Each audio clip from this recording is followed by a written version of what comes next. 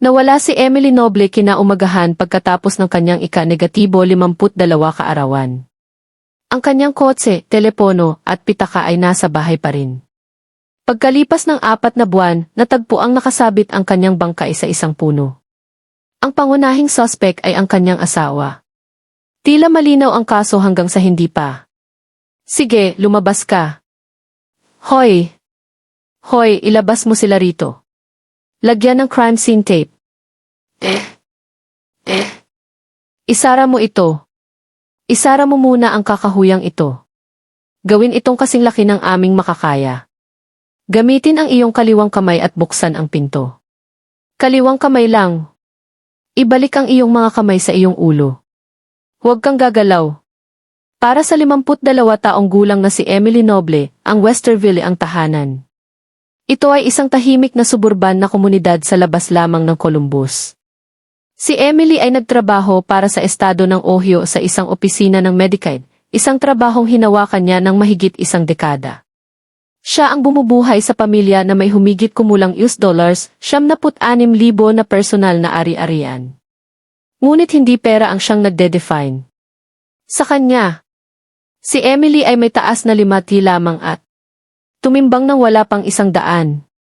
May osteopenia siya, isang kondisyon na nagpapahina sa kanyang mga buto kaysa sa karamihan. Inilarawan siya ng mga nakakakilala sa kanya bilang masigla, malaya ang espiritu, matapang. Laging nakangiti. May espesyal na ugnayan si Emily sa kanyang kapatid na si Emma Thomas. Ang kanilang mga kaarawan ay 2 araw lamang ang pagitan. Si Emily ay sa ika-negatibo 24 ng Mayo, si Emmy naman ay sa ika-negatibo 26. Sa loob ng 1 araw bawat taon, magkaedad sila at nagtatawagan sila. At nag-uusap. Ito ang kanilang tradisyon. Isang bagay na naglapit sa kanila. Si Emily ay masigasig sa kalikasan, sa paghahanap ng mga nakakaing halaman sa kakahuyan. Malapit sa kanyang tahanan. Tuwing umaga ay nagpo-post siya ng mga larawan ng pagsikat ng araw sa Facebook. Kilala siya sa mahaba at nag-iisang paglalakad sa kanyang kapitbahayan. Mahal niya ang tahimik, ang espasyo para mag-isip. Ngunit, hindi naging madali ang buhay ni Emily.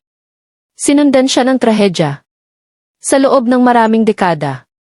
Noong dekada 1970 nasaksihan niya ang pagkamatay ng ilang kaibigan dahil sa DIT.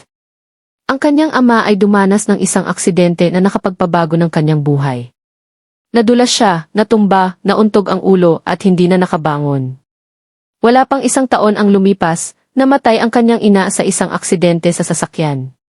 Noong 1983, nabali ang ilong ni Emily dahil sa pagkahulog, isang pinsala na magiging makabuluhan sa forensic na pagsusuri pagkalipas ng ilang taon.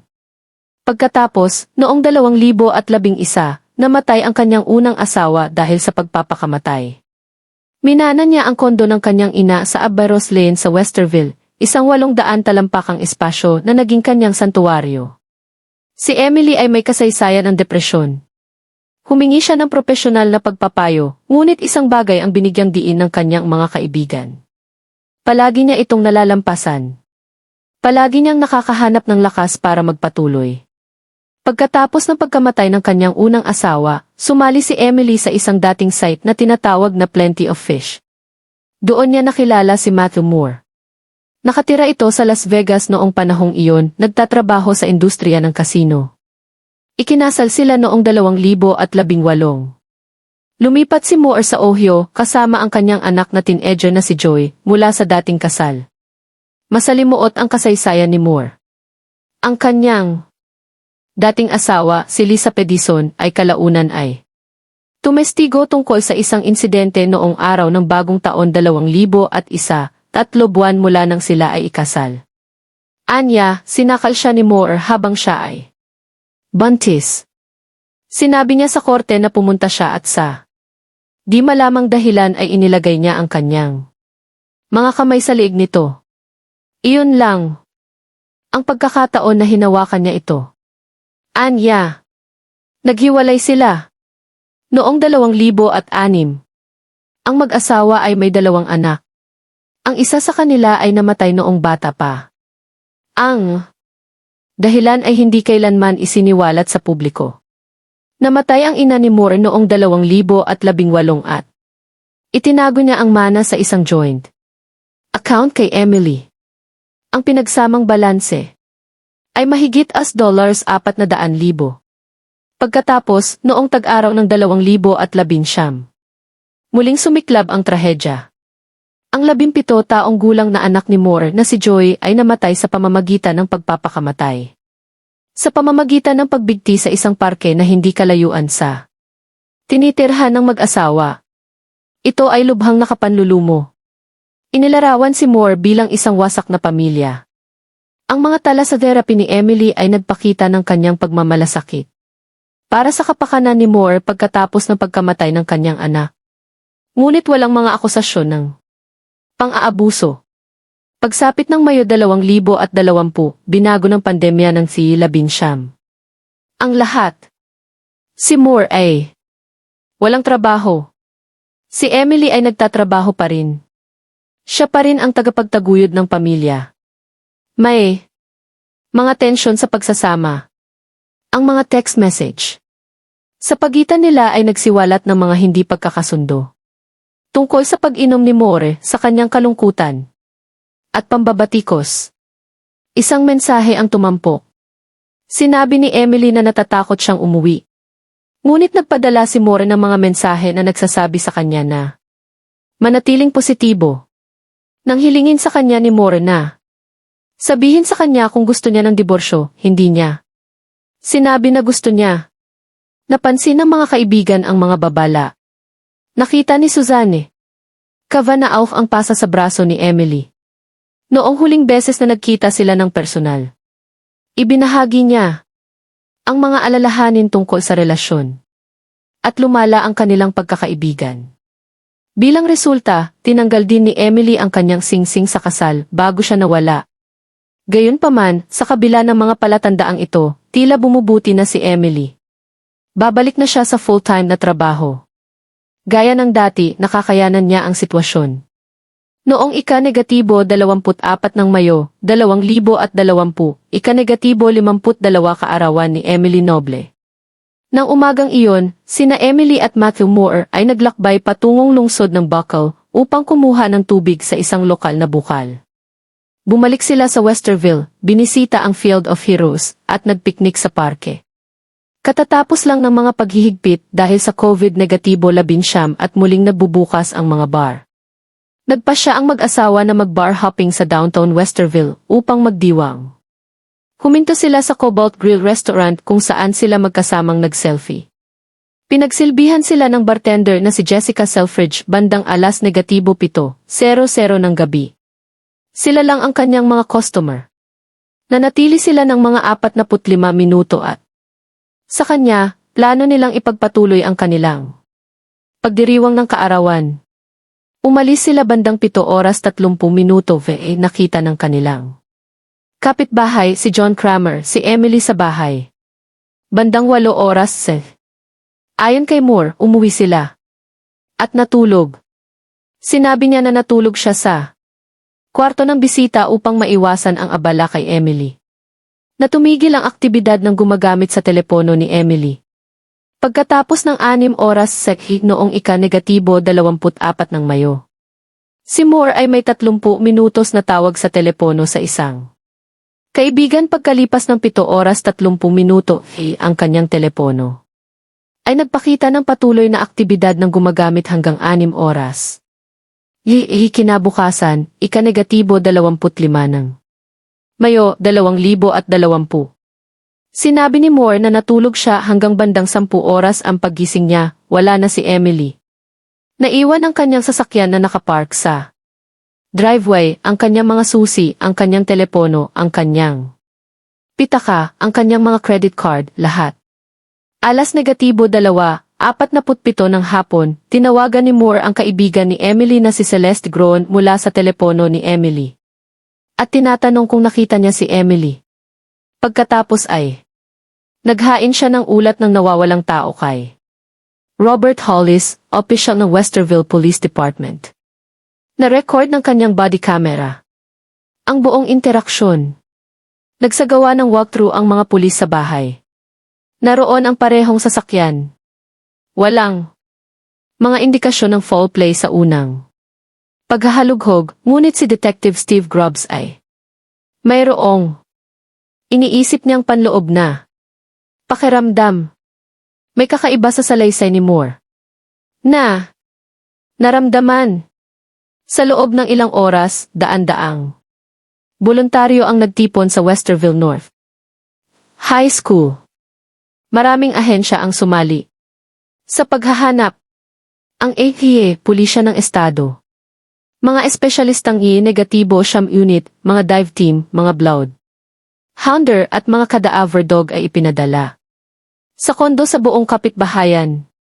Sa kahabaan ng kanlurang kakahuyan, hinalughog ng mga aso ang pangunahing kalsada malapit sa kondo at sa daanan ng bisikleta. Isang tip tungkol sa isang grave marker ang humantong sa paghahanap sa silangang kakahuyan mula sa daanan ng bisikleta. Ngunit, mayroong isang problema, isang kritikal na problema. Ang lugar kung saan matatagpuan ang bangkay ni Emily ay hindi kailanman hinalughog. Kalaunan ay sinabi ni Police Chief Charles Chandler sa isang press conference na ang lugar ay hinalughog ng 3 beses. Ito ay hindi totoo. Ang pag-ugali ni Moore habang hinahanap ay tila kakaiba para sa marami. Nag-post siya ng mga flyer ng nawawalang tao sa paligid ng bayan. Inaangkin niya na nagpakita siya ng mga flyer sa 2 rally ng Black Lives Matter, ngunit ayon sa pamilya ni Emily, tumangging lumahok si Moore sa alinman sa mga organisadong kaganapan sa paghahanap. Tumigil siya sa pakikipagtulungan sa pulisya. Pagkatapos, noong Setyembre 2020, nakiusap si Moore sa mga producer sa Vanished Podcast na itampok ang kaso ni Emily. Ipinalabas ang episode ng buwang iyon at natagpuan ng mga producer at mga tagapakinig ang panayam kay Moore na napakakaiba. Nang tanungin kung paano ilarawan si Emily, sinabi ni Moore na hindi niya nakitang umakyat siya sa timbangan na napakaliit niya, parang 100. Inilarawan niya ito bilang may magagandang binti, malalaking braso, malulusob na braso at balikat. Sinabi niya na nakatayo ito ng tuwid at isang napakagandang babae sa anatomiya. Pinaghalo niya ang mga petsa, tinawag itong araw ng paggawa. Sa halip na katapusan ng linggo ng araw ng paggunita, gumawa siya ng kakaibang mga komento tungkol sa mga ekspresyon ng mukha ni Emily. Sasabihin ng mananaliksik sa podcast na si Amanda Coleman. Kalaunan na may mga bagay na sinabi sa kanya na hindi pa niya narinig sa isang panayam noon. Ang buong bagay ay nagpataas ng mga kilay. Noong ika-16 ng Setyembre, 2021, Miyerkules ng hapon, 3 lokal na kababaihan ang naghanap ng mag-isa. Sila ay naghahanap ng pagkain sa isang kakahuyan sa kanluran ng kondo ni na Emily at Moore sa labas ng County Line Road, wala pang kalahating milya mula sa bahay. Ito ay isang lugar kung saan madalas maghanap si Emily ng mga nakakaing halaman. Pagkatapos ay nakita nila ito. Mga labi ng kalansay na nakaluhod. Nakabitin sa isang sanga ng puno ng honeysuckle. Isang 20 pulgadang itim na plastic na VSP cord ang nakabalot sa lieg at itinali sa sanga.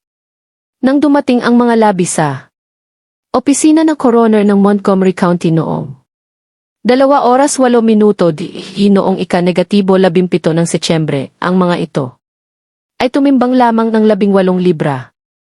Nagsagawa ng agarang pagsusuri si Deputy Coroner Anna Castlewin Richmond sa ilalim ng pangasiwa ni Chief Deputy Coroner Lee Leman. Kinuhanan ng mga litrato at x-ray.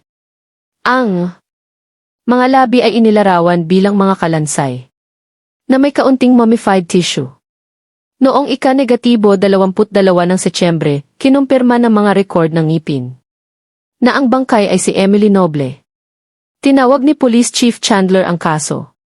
Nalubhang kakaiba. Ang mismong eksena ay nagkukwento, bagamat ang kwentong ito ay nanatiling pinag-uusapan. Isang itim na bote ng tubig ang nasa tabi ng kaliwang binti ni Emily na naglalaman ng isang kulay peach na likido na may 6% na alkohol. Ang kanyang singsing pangkasal at singsing sa kasal ay nasa tabi rin ng kanyang kaliwang binti. Tinanggal na niya ang mga ito. Ang kanyang kanang kamay ay nakahawak sa kanyang kanang bukong-bukong. Ang kanyang kaliwang braso ay nakababa at ang kanyang kamay ay nakahawak sa bote ng tubig. Siya ay nakasuot ng itim na Old Navy leggings, isang itim na spaghetti strap tank top, isang puting Old Navy long-sleeved shirt na nakasuot sa kanyang baywang at mga sapatos pang sports. Isang esigarete ang nasa bulsa ng kanyang leggings. Ang ETSB cord at iba pang mga gamit ay negatibo sa SE test.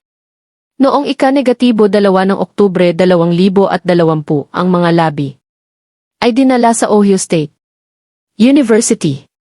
Si E.A. Amanda Agnew at isang graduate student sa ETH Skeletal Biology Research Lab ay nagsagawa ng karagdagang pagsusuri. Ang kanilang ulat na natapos noong ika-11 ng Enero 2021 ay natagpuan ang 4 na bali sa hyoid bone, bali sa nasal cavity at ilang nawawalang daliri sa paa. Ang isang bahagi ng hyoid bone ay nawawala rin. Ang mga pinsala ay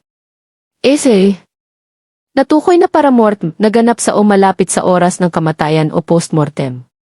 Pagkalipas ng 10 araw, natukoy ng Montgomery County Coroner ang sanhi ng kamatayan bilang maraming pinsala sa mukha at leg. Ngunit, noong ika-27 ng Mayo, 2021 lamang nagkaroon ng tiyak na resulta ang kaso. Natapos ni E.C. William Smoke ang kanyang ulat. Si E.F. Smoke ay isang forensic physician at expert sa pagsakal at ang kanyang mga konklusyon ang naging pundasyon ng kaso ng prosekusyon. Natukoy niya na si Emily ay manu-manong sinakal. Ang quadruple throat fracture, anya, kasama ang mga bali sa mukha mula sa blunt force trauma ay nagpatunay na ang kanyang kamatayan ay itinatanghal upang magmukhang suicidal binging. Ito ay malinaw na homicide. Gayunpaman, si E.F. Smoke ay hindi isang board-certified forensic pathologist. Siya ay isang forensic physician, isang emergency medicine doctor na nakakumpleto ng isang taong fellowship sa clinical forensic medicine noong 1974. Mas mahalaga, hindi kailanman sinuri ni E.F. Smoke ang aktwal na labi ni Emily Noble. Hindi niya kailanman binisita ang pinangyarihan ng krimen. Ibinatay niya ang kanyang mga konklusyon sa mga ulat at litrato lamang. Noong ika-16 ng Setyembre 2021, eksaktong 1 taon matapos matagpuan ang bangkay ni Emily, inilabas ang isang death certificate. Paraan ng pagkamatay, pagpatay dahil sa manu-manong pagsakal. Delaware County Coroner. Ipinaliwanag ni E.T. Mark Hickman, isang family practice doctor sa halip na isang lisensyadong pathologist. Ang pagkaantala. Tumanggi ang E.T. noong una na pirmahan ang mga natuklasan. Nalaman niya bilang halal na coroner na maaari niyang simulan ang sertipiko mismo.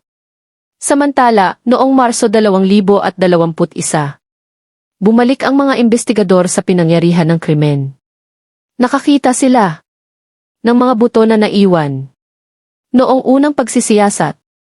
Kabilang dito ang mga mer ni Emily na inakala ng mga investigador na kinuha para sa pagsusuri ng FEI. Ngunit sa totoo lang ay nasa lupa pa rin. Ang natuklasan ay nagsiwalat ng mga makabuluhang problema sa unang pagproseso ng pinangyarihan ng krimen.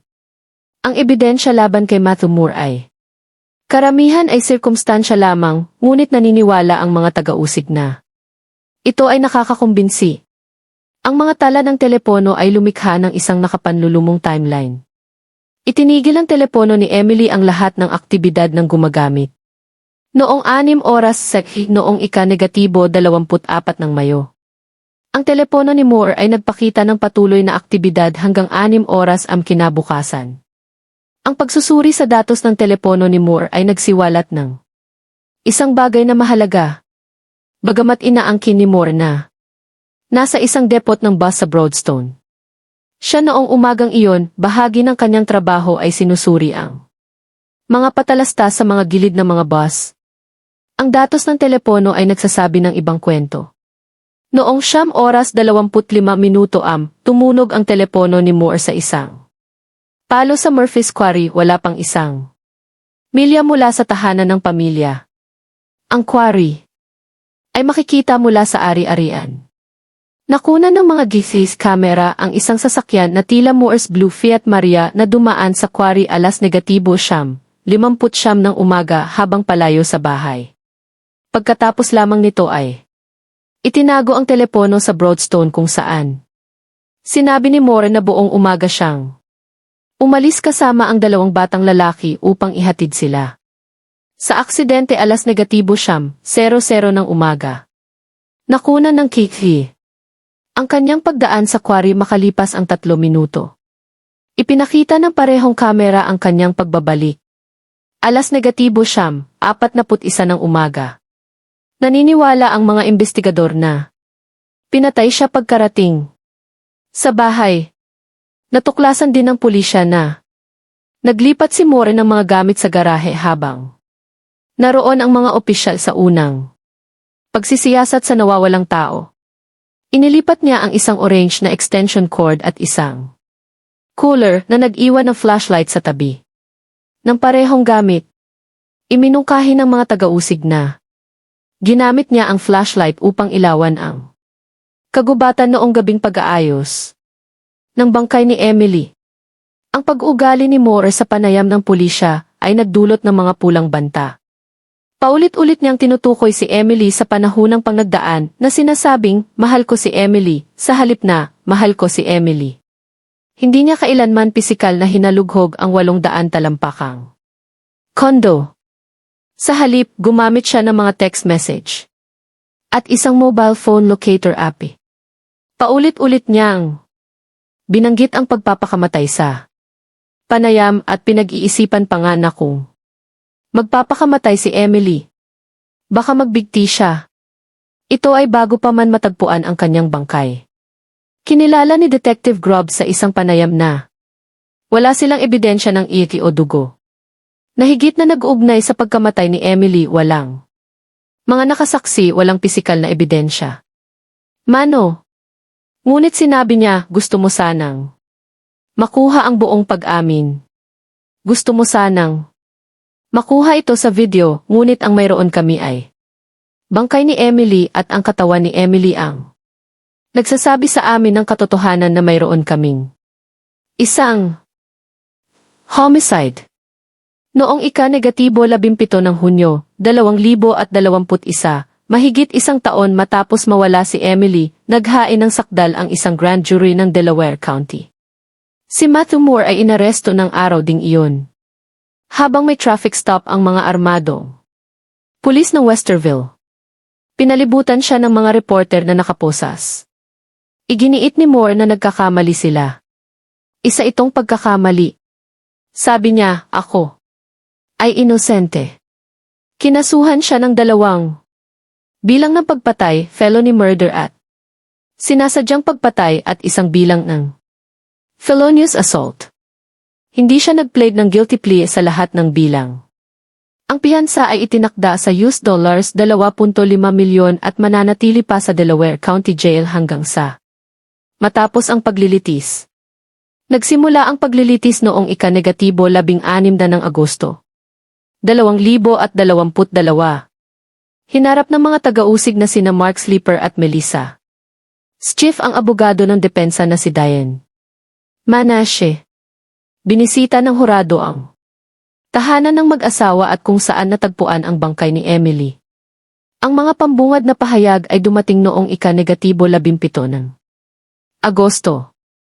Ang kaso ng prosekusyon ay nakatuon sa katatagan ni Emily.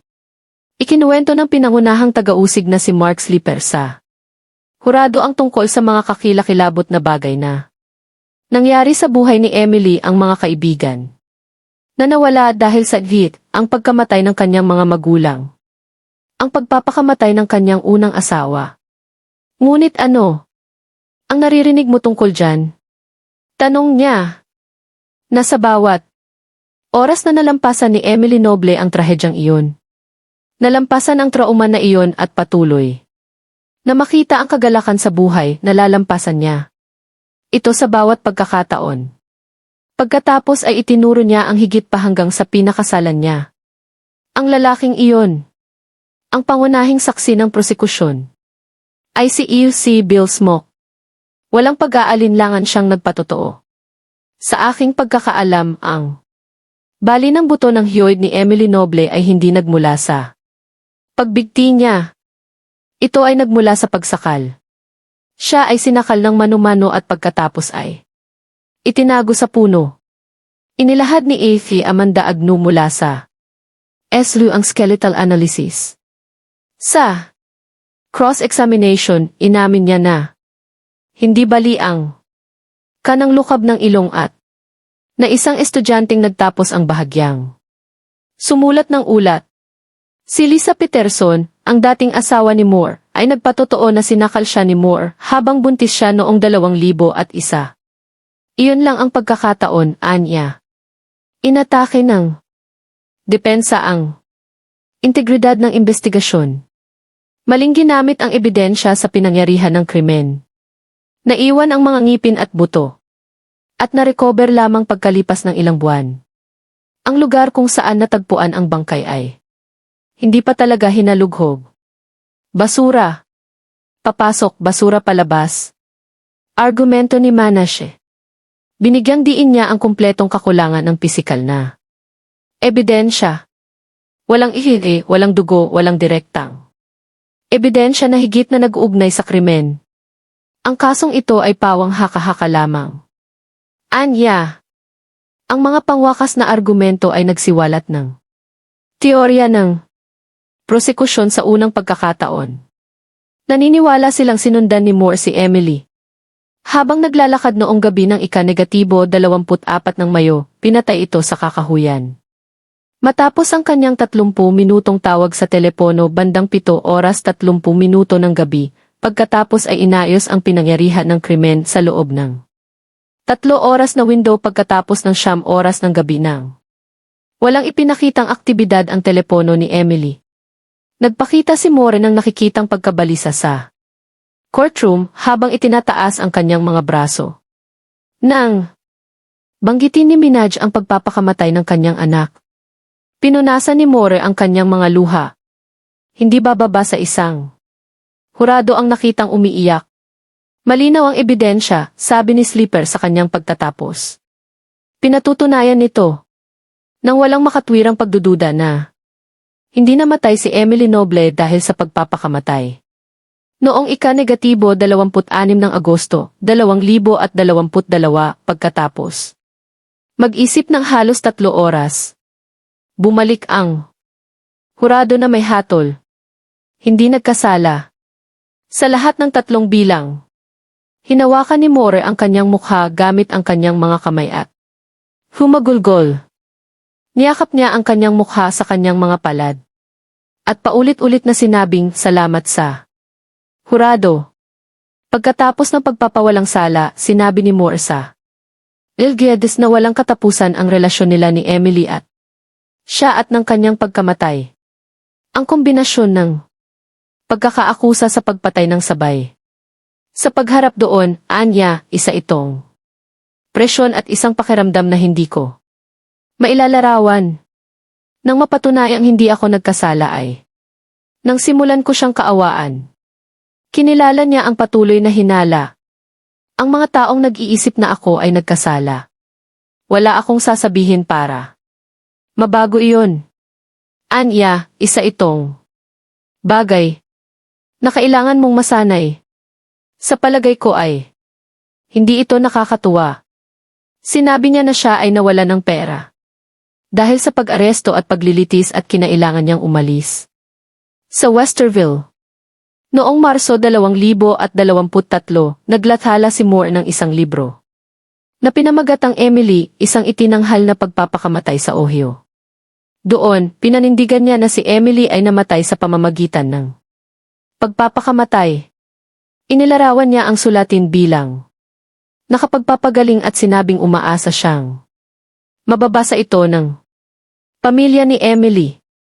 Sa kabila ng konbiksyon ng kanyang pamilya na si Emily Noble ay pinatay at ang kanyang sertipiko ng kamatayan ay naglilista ng pagpatay sa pamamagitan ng manu-manong pagsakal, walang sinuman ang nahatulan. Itinatampok ng kaso ang mas malawak na mga issue. Ano ang mangyayari kapag ang mga eksperto sa forensic ay hindi sumasang-ayon at ang mga paunang imbestigasyon ay nakompromiso? Itinanggi ba ng mga pagkabigong ito ang hustisya o pinigilan ng isang maling paghatol? Mabilis na pinawalang sala ng hurado ang nalilitong asawa matapos isaalang-alang ang kanyang paghihirap, ang panghabang buhay na pakikipaglaban ni Emily sa depresyon at magkasalungat na patotoo ng eksperto. Ang katotohanan ng nangyari sa kakahuyan ay nananatiling hindi tiyak, nakasandal sa pagitan ng dalawang posibilidad. Ang tiyak ay si Emily, isang 52 taong gulang na babae na ginugol ang kanyang buhay sa pagtagumpayan ng trahedya, ay wala na.